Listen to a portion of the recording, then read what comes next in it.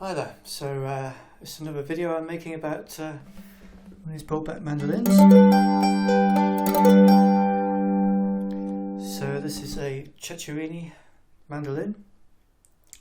There's no date on it, but it's serial number 2000 or something. Unusually for Ceccherini, this has extended fretboard with 24 frets. And the fretboard is cantilevered over the top, so normally on these broadbacks the fretboard's glued to the soundboard over here, but this one there's actually a gap between fretboard and soundboard. Whether it makes any difference I don't know, but there we go. It has the characteristic second soundboard that Ceccherini uses. That's suspended beneath the first, and it runs from here all the way back to tailpiece. This one, the second soundboard also has 4 holes in it, sort of like secondary sound holes if you like, internal to the instrument, and they're here, here, here and here in a sort of diamond shape.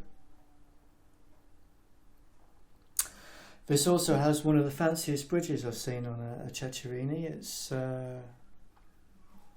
quite ornately carved. It's got these 5 holes through it to reduce mass, and it's quite a bit higher as well. The way the neck's angled and the way the bridge is, you know, the geometry of the instrument is set out. You know, these broadbacks also usually have very, very low bridges. This one's got a sort of decent height on it. and a brass saddle on it, which again is standard Ceccherini. So repairs. There were a number of things wrong with this one when I obtained this instrument, but none of them terribly serious. So there is what is probably central heating or low humidity caused crack in one of the ribs on the back. That's been glued and touched up. You can see it when you look close, but you do have to look fairly close to see it. The top had distorted in this area because the brace which runs across here was loose. So the top's been straightened out and it's been reunited and glued with the brace. And that's all nice and solid now and back in shape, and that should be fine.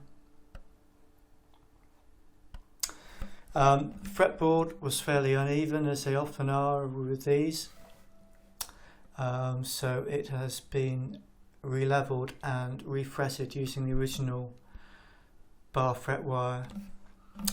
This is a radius fretboard as well. Again, that's unusual. I haven't seen that before in a Ceccherini, but it sort of confirms that this is kind of a, you know, one of his better, more upper end models, if you like. So obviously that's been all set up now and plays nicely everywhere.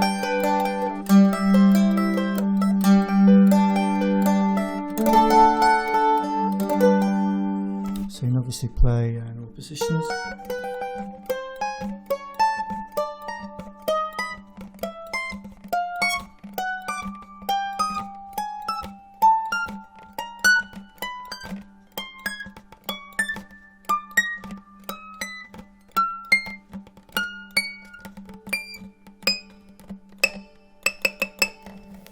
Hard to get a note on that 24th fret, but apart from that,